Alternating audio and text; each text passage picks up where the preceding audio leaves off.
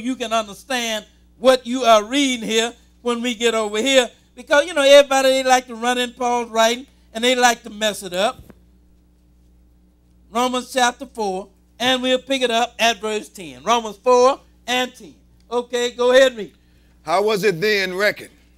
When he was in circumcision or in uncircumcision? Well, it was decided when he was in uncircumcision, right, and he gave circumcision as a sign of the covenant. Go ahead and read on. Not in circumcision, but in uncircumcision. And he received the sign of circumcision, a seal of the righteousness of the faith which he had yet being uncircumcised, that he might be the father of all them that believe. See what it said? That he might be the father of all them that believe. You know, if you really believe, then are you Abraham's seed, right? And you are heir according to the promise. Go ahead and read on. Though they be not circumcised, that righteousness might be imputed unto them also. Go ahead. And the father of circumcision to them who are not of the circumcision only, but who also walk in the steps of that faith of our father Abraham. Now, I don't see nothing wrong with this, because Jesus said that, didn't he? That's right. You know, because they telling him about, you know, they be Abraham's seed. And he said if you was really Abraham, then you would do the Abraham seed. You would do what Abraham did, right? So now what is wrong with this statement? Nothing. Jesus said the same thing. Ain't that what he said? That's right. Go ahead and read on. Which he had being yet uncircumcised. Go ahead. For the promise that he should be the heir of the world was not to Abraham or to his seed through the law, but through the righteousness of faith. Go ahead. For if they which are of the law be heirs, faith is made void and the promise made of none effect. Go ahead. Because the law worketh wrath, for where no law is, there is no transgression. Now what does it mean the law worketh wrath? That means when you sin, there was a penalty that came with sin, and that was death. That's right. You understand? He said, but the law worketh wrath, but where there is no law, there is no transgression. And I say it all the time. You know, if you don't have a law, you can't sin, can you? Right. You know, you got people saying you ain't got to keep the law. Well, if there is no law, there is no transgression. That means you cannot sin. Go ahead, read on. 16. Go ahead. Therefore, it is of faith that it might be by grace. To the end, the promise might be sure to all the seed. Now, it is of faith that it might be by grace, that the promise might be to all of the seed. Go ahead, read on. Not to that only which is of the law, but to that also which is of the faith of Abraham, who is the father of us all. Now, let's go back to Genesis now. Show you again what the Lord said to Abraham. Let's go to Genesis chapter 12 this time, and we'll begin reading at verse 1. Genesis chapter 12, and we'll begin at verse 1. 12 and 1. 12 and 1.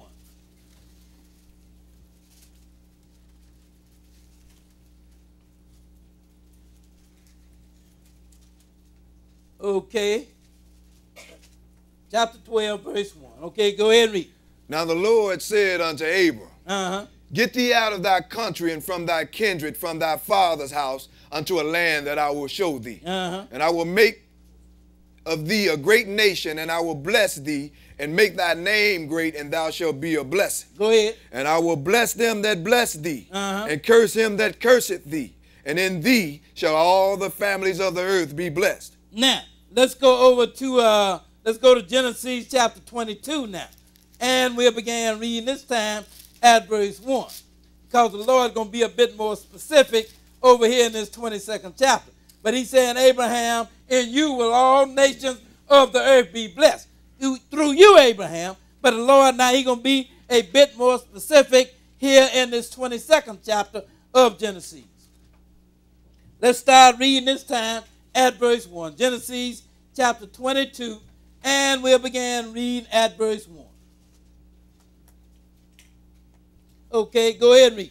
And it came to pass after these things that God did tempt Abraham, and said unto him, Abraham, and he said, Behold, here am I. Go ahead. And he said, Take now thy son, thine only son Isaac. Now he said, Take now thy son, thy only son. We know Abraham had another son too, and that was Ishmael, right? That's right. But this is pointing something far bigger than you think. Notice a statement that was made, thy only son. Go ahead and read on. Whom thou lovest, and get thee into the land of Moriah, and offer him therefore a burnt offering upon one of the mountains which I will tell thee of. Now he said, I want you to take your son, your only son, and offer him up for an offering, it said, didn't it? That's right. Thy only son, you offer him up. There was another only son that was offered up for an offering too. That's right. That's right.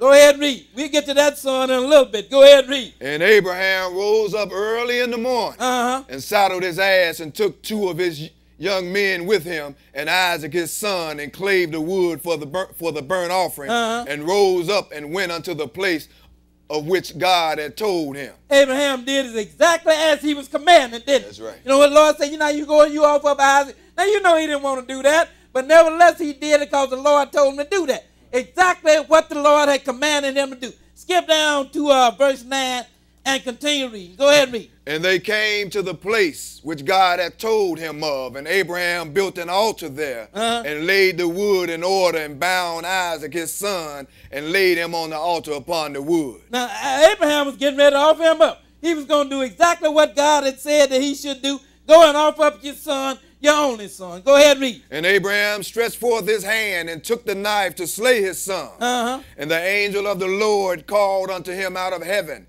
and said, Abraham, Abraham. And he said, Here am I. And he said, Lay not thine hand upon the lad, neither do thou anything unto him, for now I know that thou fearest God, seeing thou hast not withheld thy son, thine only son, from me. He said, now I know you fear God, because you was going to obey. You was going to do exactly what I said. So now I know you fear God. Go ahead and read on. And Abraham lifted up his eyes and looked, and behold, behind him a ram caught in a thicket by his horn. And Abraham went and took the ram and offered him up for a burnt offering instead of his son. Go ahead. And Abraham called the name of that place Jehovah Jireh, as it is said to this day, in the mount of the Lord it shall be seen. Go ahead. And the angel of the Lord called unto Abraham out of heaven the second time, and said, By myself have I sworn, said the Lord, for because thou hast done this thing, and hast not withheld thy son, thine only son, Go ahead.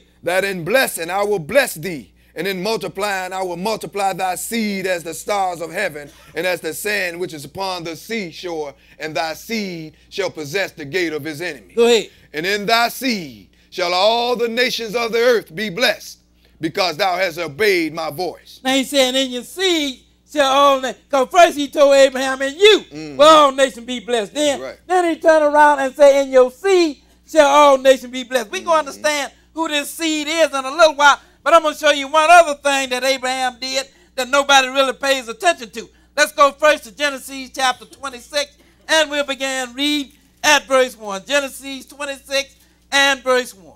26 and 1. Then we're going to get to that seed is that through that seed will all nations of the earth be blessed. Through that seed. That's right. And if it don't come through that seed, then you don't have a blessing coming. Now, let's read here.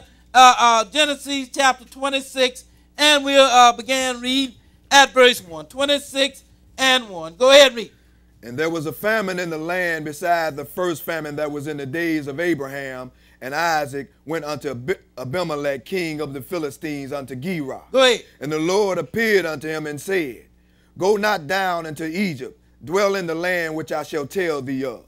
Sojourn in this land, and I will be with thee and will bless thee. For unto thee and unto thy seed I will give all these countries, and I will perform the oath which I swear unto Abraham thy father. Go ahead. And I will make thy seed to multiply as the stars of heaven, and will give unto thy seed all these countries, and in thy seed shall all the nations of the earth be blessed. Now, you know, he's dealing with two seeds here when you really understand this. Because first he said, and I will make thy seed to multiply as the stars of heaven, and I will give unto thy seed all these countries. He's dealing with the natural seed here.